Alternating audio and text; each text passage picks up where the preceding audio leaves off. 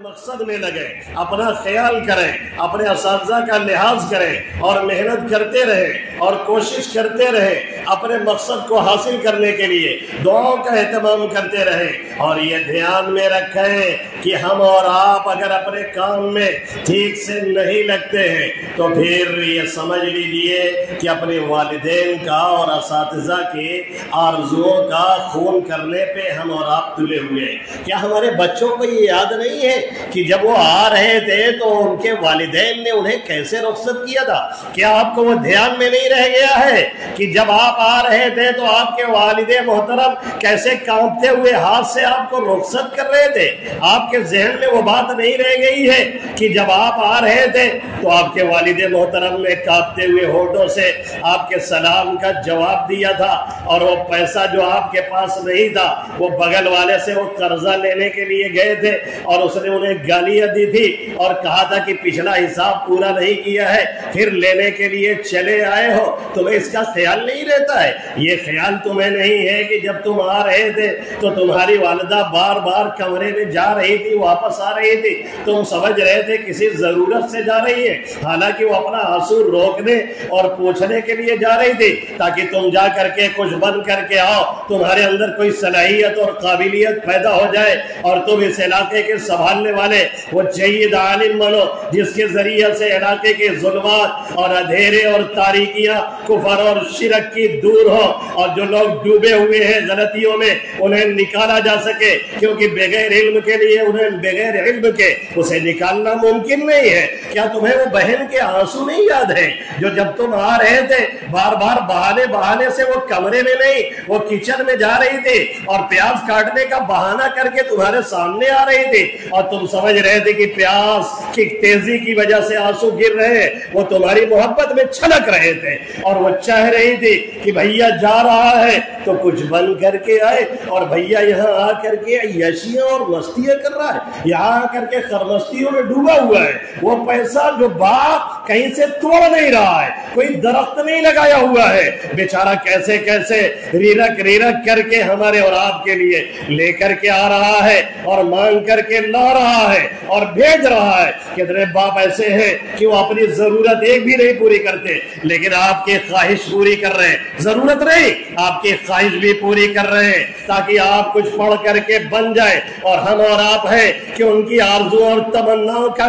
گلا گھونٹنے پہ تلے ہوئے ہیں، اور ہمیں ذرا برابر احساس نہیں ہے کہ یہاں کتنا انتظام ہمیں دیا گیا اور کیا گیا ہے، اور محتمم یہ 3 بجے اٹھ کر کے یہاں ہمارے اور آپ کے لیے دوڑتا ہے تاکہ ہمارے طلبہ سکون اور اطمینان سے پڑھیں اور دنیا اور آخرت دونوں سنوار لے۔ کیا ہمیں یہ بچوں کو یاد نہیں ہے کہ جب آپ گاؤں سے نکل رہے تھے وہ بوڑھے میاں ملے تھے ہم سے جو کہہ رہے تھے بیٹا جا پڑھ کر کے آ، پورے گاؤں میں کوئی حافظ نہیں، کوئی مولوی نہیں، کوئی امام نہیں، تو پڑھ کر کے آئے گا تو ہمارے علاقے کی قسمت اور تقدیر بدلے گی۔ ہم نے وہ بھی بھلا دیا، کانپتے ہوئے باپ کے ہاتھ بھی بھلا دیے، روتی ہوئی ماں کے آنسو کو بھی بھول گئے۔ ہمارے ڈارلنگ ہماری جس سے تعلق ہے اس کا ایک فون نہ اٹھے۔ رات بھر ہمارے نوجوانوں کو نیند نہیں آتی ہے لیکن ماں کو نہیں یاد کرتا ہے، جبکہ یہاں عیاشیوں میں مستیوں میں رہتا ہے۔ کیا تجھے یہ خبر نہیں ہے کہ جب مغرب بعد اور عشاء بعد تم سولر میں نہیں باقاعدہ پنکھے کی ہوا کھاتے ہو اور یہاں جنریٹر چلتا ہے تو تمہارے والدین عام طور پہ لائٹ نہ ہونے کی وجہ سے اور انورٹر بیٹھ جانے کی وجہ سے یا انورٹر نہ ہونے کی وجہ سے بیچارے گرمیوں میں تڑپ رہے ہوتے ہیں، پھر بھی ان کا دل تمہارے لیے دھڑ دھڑ کرتا ہے کہ بیٹے کا معاملے کیا حال ہے، کھایا کہ نہیں کھایا، پانی پیا کہ نہیں پیا، آج رات نیند آئی کہ نہیں آئی ہے۔ یہ آرزوؤں کا خون کرنے والے، یہ قوم کے اصل جو وظیفے آ رہے ہیں، قوم جو ڈونیٹ کر رہی ہے اسے برباد کرنے والے اور گھنٹیوں میں حاضری نہ دینے والے اور اساتذہ کی پگڑیاں اچھالنے والے، یہ جان لے کبھی ان کے ذریعے سے انقلاب آنے والا نہیں ہے۔ ان آنسوؤں کا خیال کیجئے، کانپتے ہوئے باپ کا ہاتھ یاد کیجئے اور ہونٹ جو ہل رہا تھا اور بڑے درد سے انہوں نے کہا تھا بیٹا جا کچھ بند کر کے آ، اسی لیے میں تجھے بھیج رہا ہوں، اور بیٹا آیا تو یہاں اس दुकान पे बेटा आया तो वहाँ उस दुकान पे बेटा आया तो यहाँ खरमस्तियों में बेटा आया तो यहाँ अय्याशियों में बेटा आया तो इलाके के बच्चे से ताल्लुकात में बेटा आया तो दरसगाहों में नहीं, उसके बाहर दोस्तियों में गुजार रहा है। उन आंसुओं की कदर कीजिए, उन माओं के आंसुओं को सोचिए, अपनी वालिदा के धड़कते हुए दिल को सोचिए, अपने वालिदैन के धड़कते हुए दिलों को याद रखिए। और वो बूढ़े मियाँ जो निकलते हुए कांपते हुए रुखसत कर रहे थे उनको याद कीजिए। कौम की आरज़ुओं पे पानी मत फेरिए, अपने आप को काम में लगाइए और याद रखिए ये मौका बार बार हासिल नहीं होता है, ये चांसेस बार बार नहीं मिलते हैं, ये मौके बार बार नहीं आया करते हैं। एक बार मिला है, लोग कहते हैं कदर नेमत बाद ज़वाल। मैं कहा करता हूँ कदर नेमत नहीं, एहसास से कदर नेमत होता है। नेमत के छीन जाने के बाद एहसास जगता है, लेकिन अब पत्ता का हो, जब चिड़िया चुग गए खेत, जब टाइम निकल जाएगा।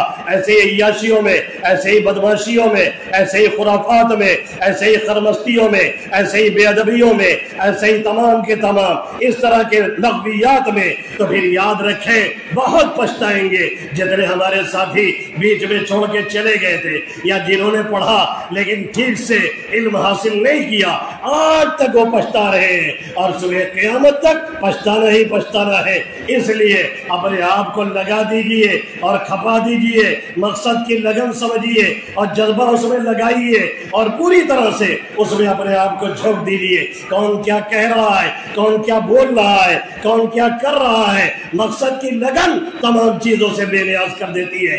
शेर, गीदड़ और इस तरह के जानवर जब शिकार का पीछा करते हैं, धूल उड़ती है, दिखाई नहीं देता है, वीडियो बनाने वाले धूल की वीडियो लेते हैं, बीच से वो शेर गुजरता रहता है, उसे नजर आता है शिकार किधर है, टारगेट कहाँ है, मुड़ रहा है, दाएं जा रहा है, बाएं जा रहा है। क्यों?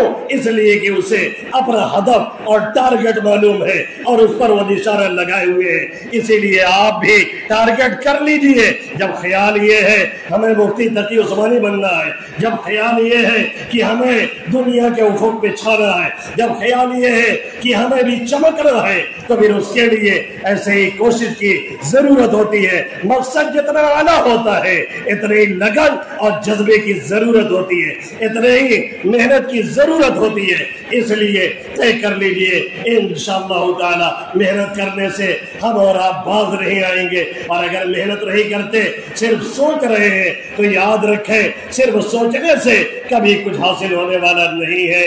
हज़रत अली करमल्लाहु वजह फरमाते हैं लौ कान हादल इल्म युदरक बिलमुना मा कान यबका फिल बरियति जाहिलु। अगर ये इल्म आरज़ुओं से हासिल होता, अगर ये इल्म तमन्नाओं से हासिल होता, अगर ये इल्म सिर्फ सोचने से हासिल हो जाता, किसी बस्ती में, किसी करिया में, किसी आबादी में, किसी इलाके में, किसी गांव में कोई भी जाहिल न रहता, सब सोच लेते और आलिम हाफिज बन जाते। लेकिन उसके लिए मेहनत जरूरी, उसके लिए लगन जरूरी, उसके लिए जज्बा जरूरी, उसके लिए हर तरह की कुर्बानी जरूरी है, तब जाके वो हासिल होता है। लौ कान हादल इल्मु युदरकु बिलमुना मा कान यबका फिल बरियति जाहिलु फजहद वला तकसल वला तकु गाफिला फइन्नन नदामता फिल उक़बा लिमन यतकासदु।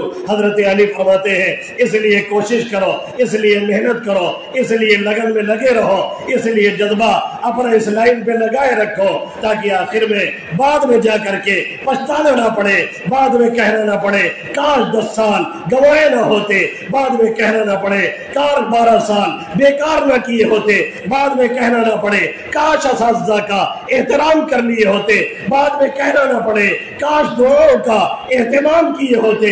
ये बातें बाद में कहने से कुछ हासिल होने और मिलने वाला नहीं है। अभी कोशिश करें, मेहनत करें, लगन और मकसद ही ये कामयाबी की जड़ है। याद रखें 2 चीजें ही किसी को ऊपर उठाती है, या तो खौफ या तो शौक। खौफ तो रह नहीं गया है, किसी को मार दिया जाए पूरा घर चला आता है, किसी को मार दिया जाए छोड़ के मुंबई भाग जाता है। खौफ तो रह नहीं गया, एक चीज बाकी में बची है मेरे प्यारो, वो है शौक, वो है जज्बा, वो है लगन। अगर ये चीज भी निकल गई फिर कुछ भी बनने से रह जाओगे।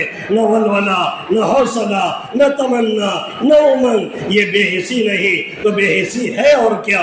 इसलिए इस बेहिसी को छोड़िए और लगन के साथ अपने काम में लगिए। याद रखिए, जब तक ये लगन नहीं पैदा होगी, ये जज्बा नहीं पैदा होगा, कुछ भी मिलने और हासिल होने वाला नहीं। और अपने बड़े तलबा से, खासकर जो शशुम और दौरा में है और जो और ऊंची जमात में है, उनसे कहता हूँ, आप हदीस पढ़ रहे हैं, हदीस की किताबें पढ़ रहे हैं, तफसीर की किताबें पढ़ रहे हैं, आपके ऊपर और ज्यादा लाजिम ये है कि आप तकवा इलाही इख्तियार करें। आप हदीस पढ़ रहे हैं, दुरूद का एहतमाम करें, चलते फिरते दुरूद शरीफ पढ़ते रहा करें, अल्लाह से मांगते रहा करें। अल्लाह क्या कहता है, वत्तकुल्लाह व युअल्लिमुकुमुल्लाह। जब तकवा इलाही इख्तियार करोगे, हम तुम्हारे लिए खुद इल्म की राहें खोलेंगे। इसलिए तकवा इलाही इख्तियार करें और असातिज़ा का अदब और एहतराम फर्ज़ ऐन समझे।